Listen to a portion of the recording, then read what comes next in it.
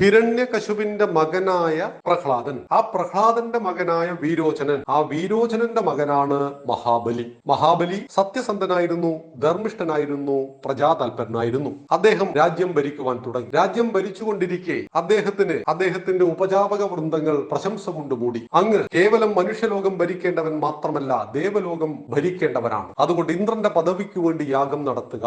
ദേവന്മാർ പൊതുവെ മനുഷ്യന്മാരുടെ ലോകത്ത് ഇടപെടാറില്ല. ഇതുപോലെ ദേവന്മാരുടെ ലോകത്ത് ഇടപെടാതിരിക്കുവാൻ മനുഷ്യനും അസുരനും ശ്രദ്ധിക്കേണ്ടതാണ്. എന്നാൽ ദേവാസുര യുദ്ധങ്ങളുടെ അടിസ്ഥാന കാരണം ദേവേന്ദ്രന്റെ സിംഹാസനം പിടിച്ചെടുക്കുവാൻ രാക്ഷസന്മാർ, അസുരന്മാർ ശ്രമിക്കുന്നു എന്നുള്ളതായിരുന്നു. അങ്ങനെ ദേവേന്ദ്രന്റെ സിംഹാസനത്തിനു വേണ്ടി യാഗം അനുഷ്ഠിക്കുവാൻ തുടങ്ങി. ഇങ്ങനെ യാഗം നടത്തുമ്പോഴാണ് ദേവഗണങ്ങളെല്ലാം തന്നെ മഹാവിഷ്ണുവിന്റെ അരികിലേക്ക് ചെല്ലുന്നത്. അങ്ങയുടെ പരമഭക്തനായ മഹാബലി ഇതാ ഭൂമിയിൽ യാഗം നടത്തുന്നു. ദേവേന്ദ്രന്റെ സിംഹാസനത്തിനു വേണ്ടി അടിയന്തരമായിട്ട് അങ്ങതിൽ ഇടപെടണം. മഹാവിഷ്ണു വാമനന്റെ രൂപത്തിൽ അവതരിച്ചു ഭൂമിയിൽ. എന്നിട്ട് നേരെ മഹാബലിക്കരികിലേക്ക് ചെന്നു. യജ്ഞവേദിയിൽ ആയിരക്കണക്കിന് ആളുകൾ തടിച്ചുകൂടി കിടക്കുന്നു. അവിടെ 5 അടിയിൽ താഴ്ചയുള്ള കുള്ളനായ ഒരു ബ്രാഹ്മണകുമാരന്റെ രൂപത്തിൽ ചെന്നിട്ട് പറഞ്ഞു, ഞാൻ ഭിക്ഷാടനത്തിന് വന്നതാണ്. എന്തു വേണം? എനിക്ക് തപസ് ചെയ്യുവാൻ 3 അടി മണ്ണ് വേണം. എല്ലാവരും പൊട്ടിപ്പൊട്ടിച്ചിരിച്ചു. ഒരു രാജ്യത്തിന്റെ മഹാരാജാവിനോട് ചോദിക്കുന്നു, 5 അടി ഹൈറ്റ് ഇല്ലാത്ത ഒരു കുള്ളനായ മനുഷ്യൻ ചോദിക്കുന്നു, എനിക്ക് 3 അടി മണ്ണ് വേണം.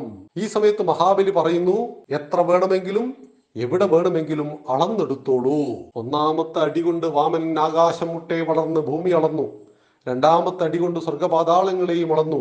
3-ാമത്തെ അടി പൊക്കിയിട്ട് ചോദിക്കുകയാണ് മഹാബലിയോട്, എവിടെയാണ് ഭൂമി ഇനിയുള്ളത്?